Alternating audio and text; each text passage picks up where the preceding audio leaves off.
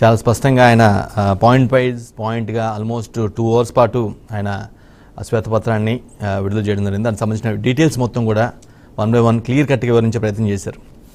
Right, మనతో పాటుగా కోటేశ్వర గారు సిద్ధంగా ఉన్నారు. కోటేశ్వర గారు, జనరల్గా శ్వేతపత్రం ఉద్దేశం ఏంటంటే అంటే ప్రభుత్వం చెప్పేది ప్రజలకు తెలియాలి అని ఒక కాన్సెప్ట్తోనే విడుదల చేస్తున్నామని వాళ్ళు గతంలో కూడా చెప్పారు, ఎవరైనా కూడా అదే చెప్తూ ఉంటారు. కానీ ఆ అలిగేషన్ శ్వేతపత్రం పేరుతో వాళ్ళు చెప్పిన పాయింట్స్ మొత్తం కూడా 1 by 1 చెప్పుకుంటూ పోతూ ఇదే ఇంత జరిగింది, ఇంత దోపిడీ జరిగింది, ఈ విధంగా చేశారు అని చెప్తే జనం నమ్మే పరిస్థితి ఉంటుందా? అంటే ఏ బేసిస్ మీద వాళ్ళు చేశారు, ఎలా క్యాల్కులేట్ చేశారు, ఏ విధంగా ఒక దశకు వచ్చారు అనేదాన్ని జనాలు రిసీవ్ చేసుకునే పరిస్థితి ఉంటుందా? ఇప్పటి వరకు ప్రవేశపెట్టినటువంటి శ్వేతపత్రాల్లో ఇది ఒక భిన్నమైనటువంటి శ్వేతపత్రం. ఎందుకు భిన్నమైనటువంటి శ్వేతపత్రం అంటున్నానంటే, విద్యుత్ రంగం మీద, లేకపోతే పోలవరం మీద, అమరావతి మీద కొన్ని నిర్దిష్టమైనటువంటి అంశాలు గతంలో చర్చలు జరిగి ఉన్నాయి. తెలుగుదేశం పార్టీ కూడా వాటి మీద కొన్ని ఆందోళనలు లేకపోతే ప్రచారం అంతా చేసింది కనుక కొన్ని నిర్దిష్టమైనటువంటి అంశాలను పేర్కొనడానికి వీలైనటువంటి సబ్జెక్టులు. వీటికి వచ్చేసరికి ఇది భిన్నమైనటువంటిది. ఎందుకు భిన్నమైందని చెప్తున్నానంటే, అమరావతి రాజధాని ప్రాంతంలో అసైన్డ్ ల్యాండ్స్ ని తెలుగుదేశం నాయకులు అంటే అమరావతి ప్రాంతంలో రాజధాని రాబోతుంది అని ముందుగానే తెలుసుకున్నటువంటిది, లేదా దాని విధాన నిర్ణేతలుగా ఉన్నటువంటి వాళ్ళు కొంతమందికి ఒప్పందిస్తే దాన్ని ఆసరాగా చేసుకొని రాష్ట్రంలో ఎక్కడెక్కడో ఉన్నటువంటి వాళ్ళు వచ్చి తెలుగుదేశానికి చెందినటువంటి వాళ్ళు అమరావతి ప్రాంతంలో భూములు కొన్నారు అనేటువంటిది గతంలో వైసీపీ చేసినటువంటి తీవ్రమైనటువంటి ఆరోపణ, విమర్శ. కానీ వైసీపీ ప్రభుత్వం 5 ఏళ్ల అధికారంలో ఉంది కూడా దానికి సంబంధించినటువంటి నిర్దిష్టమైనటువంటి వాటిని కానీ, లేదా ఇప్పుడు చంద్రబాబు నాయుడు గారు చెప్పినట్టు అసైన్డ్ ల్యాండ్స్ ని కొనుగోలు చేయడం కానీ, లేకపోతే వాటికి మినహాయింపులు ఇవ్వడం కానీ, ఇది చట్టవిరుద్ధమైనటువంటి వ్యవహారం. అలాంటి వాటిని రద్దు చేసినటువంటి దాఖలాలు కానీ, లేకపోతే నిర్దిష్టమైనటువంటి చర్యలు తీసుకొని వాటిని ఎవరైతే అసైన్డ్ ల్యాండ్ ఓనర్స్ ఉన్నారో వాళ్ళకి ఇచ్చినటువంటిది కూడా లేదు. రెండోది, ట్రేడింగ్ జరిగిందనేది, ఇన్సైడ్ ట్రేడింగ్ జరిగిందనేటువంటి ఆరోపణలు కూడా చేశారు. దాని మీద కోర్టు కూడా అట్లాంటిది ఏమీ లేదని చెప్పేసి చెప్పినటువంటిది.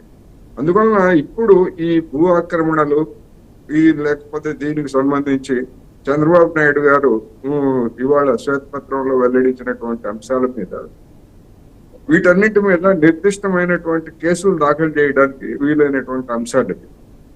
మరి ప్రభుత్వము తక్షణమే ఈ కేసుల్ని అక్రమాలకు పాల్పడినటువంటి వాళ్ళు, లేదా భూములను ఆక్రమించినటువంటి వాళ్ళు, లేదా న్యాయంగా పొందాల్సినటువంటి వాళ్ళని వెళ్ళగొట్టి చేసినటువంటి వాళ్ళందరి మీద కేసులు పెట్టి న్యాయం చేస్తుందా, అసలు కేసులు నమోదు చేస్తుందా అనేటువంటిది ఇప్పుడు ఈ పత్రం వెల్లడించినటువంటి అంశాలు ముందుకు తీస్తున్నాయి.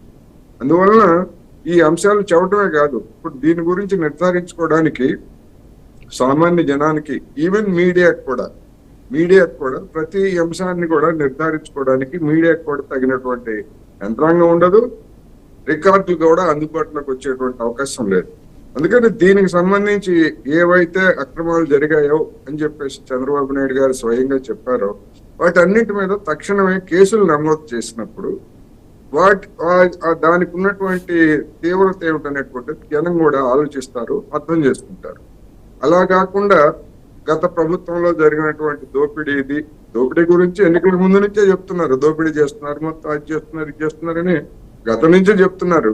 విశాఖలో భూదందాలు చేశారు, విశాఖలో ఆ భూములు కొట్టేశారు, ఈ భూములు కొట్టేశారు, ఇవన్నీ అయిపోయింది, ఆ దశ దాటిపోయింది. కానీ విశాఖపట్నంలో కానివ్వండి, అమరావతిలో కానివ్వండి, లేదా రాష్ట్రంలోని ఇతర ప్రాంతాలలో విలువైనటువంటి భూముల్ని ఎవరెవరు కొట్టువేశారు, ఎవరెవరు అక్రమంగా కబ్జా చేశారు అనేటువంటివన్నీ కూడా నిర్దిష్టంగా కేసులను దాఖలు చేయాలి అనేటువంటిది నేను ఈ సందర్భంగా చెప్తున్నా. లేకపోయేట్లయితే ఇది ఒక ప్రచార పత్రంగా ఉంటుంది తప్ప మరొకటి కాదు అనేది కూడా నాకు. కొట్టేసాగా నేనేమంటానంటే జనరల్గా సరే ప్రభుత్వం ఏది సిఐడి ఎంక్వైరీ చేసినా లేదంటే ఇంకేదైనా ఎంక్వైరీ చేసినా ఎంక్వైరీ ఏది చేసినా సరే జనరల్గా ప్రభుత్వానికి మద్దతుగానే చేస్తారు అని ఒక వైసీపీ అంటే ప్రతిపక్షంలో ఉన్న ఏ పార్టీ అయినా జనరల్గా అదే ఆరోపిస్తూ ఉంటుంది. జనాలు కూడా ముద్ర పడింది. కానీ అల్టిమేట్గా అసలు జరిగిందా లేదా నిర్ధారణ ఈ వరకు ఇంత మోసం ఇంత దోపిడీ జరిగిందా లేదా అని తేలేది ఎలా అనేది పాయింట్. ఇప్పుడు అదే వెంకట్ గారు, ఇప్పుడు గతంలో ఇన్సైడర్ ట్రేడింగ్ జరిగింది అని చెప్పేసి రాష్ట్ర ప్రభుత్వమే స్వయంగా ఆరోపణలు చేసింది. కానీ దానికి అవసరమైనటువంటి ఆధారాలను అది సమీకరించలేకపోయింది, చూపలేకపోయింది. అందుకని జనం ఇదంతా ప్రచారం కోసమే చేశారనేటువంటిది ఆ రోజు జనం భావించారు. ఇప్పుడు చంద్రబాబు నాయుడు గారు నిజంగా అమరావతి ప్రాంతంలో కూడా బయట ఇళ్ల స్థలాల పేరుతోటి చంద్రబాబు నాయుడు గారు చెప్పింది 100% ఒకటి. ముందుగానే ఫలానా ప్రాంతంలో మనం ఇళ్ల స్థలాలు ఇవ్వబోతున్నాం. అక్కడ ఎందుకంటే మన చట్టంలో ఉన్నటువంటి ఏదో ఒక లోపం. ఇప్పుడు 50 లక్షలు ఉన్నటువంటి మార్కెట్ రేట్ లో 50 లక్షలు ఉన్నటువంటి దాన్ని ₹1 కోటి నేను కొనుగోలు చేసినట్టు ఎక్కడైనా ఒక సర్వే నెంబర్ లో కనుక ఎవరైనా రిజిస్టర్ చేస్తే ఆ సర్వే నెంబర్ ని వల్ల ప్రభుత్వం కనుక ప్రజా ప్రయోజనాల కోసం ఆ భూములు తీసుకున్నట్లయితే అక్కడ రిజిస్టర్ అయినటువంటి అమౌంట్ ఇవ్వాల్సి వస్తుంది.